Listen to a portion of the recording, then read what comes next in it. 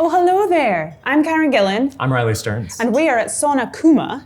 We're talking about the XYZ Next program and short films and a couple of shorts that we made. And also we pepper in tons of other stuff about the films that I've done. And we're very interesting. You should lots of listen stuff going on. to this. You'll learn a lot.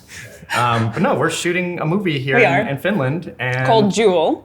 Directed by Riley. Starring Karen. That's right. But we're not going to talk about Jewel right now. No, we're going to talk about some other stuff that we did years ago. Including Riley's first short film? No, it's my third that I tell people about. Third. It's the first one that really felt like me. Right, so that was okay. So I'd done a couple of shorts. One was very not me, and I realized that after the fact. In what way? I tried to make a horror thing that it had no sense of humor to it. It was completely straight. Okay. I considered it a learning experience. Mm-hmm. And The Cub was the first one where I said, oh, that's me. I'm very proud of that one. And it's nice to be able to look back on something that you made a long time ago and still feel that same sense of pride. Totally. No, I really, really enjoyed it. Thank you. I was like, this is so Riley. Daughter, these are your new foster parents. In exactly 3,652 days, return to this very spot where we will take you home. Where did the idea for Cub come from? I take a long time to come up with ideas because I throw out ideas. Like I'm quick to say, oh, that doesn't work because of A or B or whatever. Mm-hmm. And so I just get rid of the idea altogether. Right. And I was trying to come up with an idea for a short. And then one night I said, right before sleep, I was like, oh, what if you do a Raised by Wolves story, but the kid comes back and murders the parents? And it was just like that simple. And I was like, oh, I think that's the next short. It was just one of those things where I think that when an idea feels right, I know it, and that was one where instantly said, that's the short, that's the next thing. And it came together really fast. Like, how long did it take you to shoot? Half a day. Half a day? Yeah.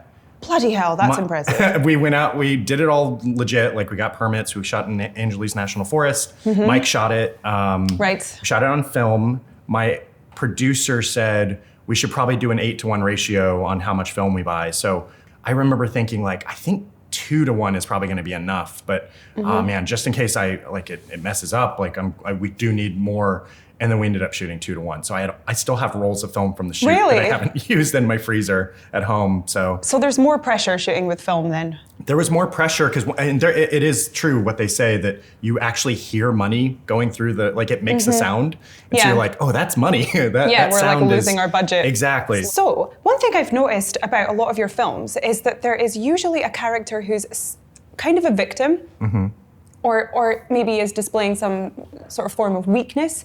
And then they will come back very viciously. What's going on with that? It's unintentional. I think I think it's funny having a bit of a revenge story. Like even in self-defense, like there's unfortunately a dog that dies, but then another dog avenges that dog's death. Like even with the dog stuff. I think that if you can subvert kind of the standard trope of something like a revenge story or whatever it is, that's always been funny and intriguing to me. And The Cub, maybe it was the start of that. There's sort of an indoctrination sort of thing going on in all of my films too. That, I mean, self-defense is sort of about a cult. Faults is definitely about a cult. The kid's been sort of indoctrinated by these wolves, so that's almost like a wolf cult. Yeah. The one thing I've told myself is the next film that I make, no one can die in it.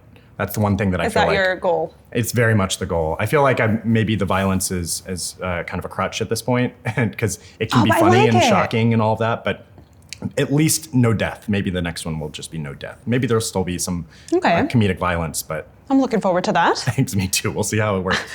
Thank you, wolves. You've returned our daughter to us stronger, self-reliant, and more cunning. Are you aware of how unique your style is, or are you just making a film and that's how it's coming out? And also, second part, do you know where it came from? I'm influenced by directors that have a specific style and that don't feel like Paul Thomas Anderson. I look at you can't not look at his films and know that he directed it. Like it's obvious he directed it. I think that's the main thing is if you can watch somebody's movie and you say, no one else could have made that movie, those are the directors I like. Like Yorgos Lanthimos, Wes Anderson, Hal Ashby. Like, I just think that all of them are so, Miranda July are so specific. And I didn't really notice how specific my style was until I had already made faults, and I got into the editing room on The Art of Self-Defense, started watching it, and I went, oh my God, I made this. Like, I definitely made this. Yeah. I think I'm trusting it more this time around. And it all started with the Cub. It started with saying, these are the camera angles, these are all the shots that we're going to get, and I'm going to shoot it for the edit. And then in terms of, I noticed that the coverage in the Cub like was a lot of like frontal. Well, the Cub is very frontal because the perspective is basically the wolf, wolves. Yeah, but that also went into faults too. There's a lot of straight-on shots and faults and a lot of centered framing. There's not a lot of handheld. There's not as much movement. It's very structured in terms of the shot selection. If you're not making choices, you're not really directing. And I feel like if you tell somebody, well, just like somewhere around there and like find the shot, and I feel like that's giving too much to other people to decide. I like to be the one that's making that decision, or a part of the collaboration with other people to make decisions together. So. And that is why your films have such a sense of identity. That's it. Ooh, hopefully. That's the secret. Yeah. Oh, they definitely do. Thanks. They definitely do. More so than most, I would say. That's good to hear. I mean, I just want to keep making stuff that I would want to see. And I'd say this a lot, but I do hear too many directors saying, I don't care what the audience thinks. I made this for myself, and as long as I'm happy, I don't care what anyone else thinks. Right. I think you're still making movies for other people. Right. And I care that I'm happy, but I also want people to be entertained and feel like they had a good time with it too. Or at least they were challenged, even if it's not something that they loved. They can't watch it and say that we didn't try something, that we didn't go after a specific feel or tone or whatever. All right, so I have a question. If you had unlimited budget on the Cub, would you have shown the wolves? Honest answer, even back then, is probably no.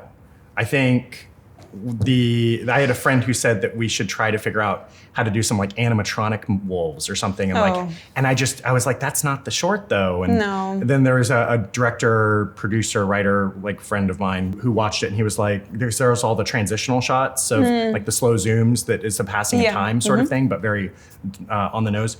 He was saying you should have like snow melting and like flowers blooming and all of this. You should go back and reshoot that and add more to it. And I was just like, that's not the short either. And I think just trusting instincts is one of the things. Like, for better or for worse, I'm going to go down the path that I've already kind of predetermined, unless something doesn't work altogether. But I would not have shown the wolves. I think that was the funny part for me was having them be this sort of POV to this whole situation, and showing them would have, I don't know if the short would have worked at all. I know, I'm trying to think of like horror shorts where I've finally seen the monster at the end, and I'm always disappointed. I'm like, don't show me so much. Just give me a glimpse, and then I'll be really scared, and my imagination can fill in the blanks. I think that's a good comparison, because if we had shown the wolves, maybe that's showing the monster. Even though they're not the monster, but there's something to it though, But it was funnier for me not to, and I stick by that, Yeah. Yeah.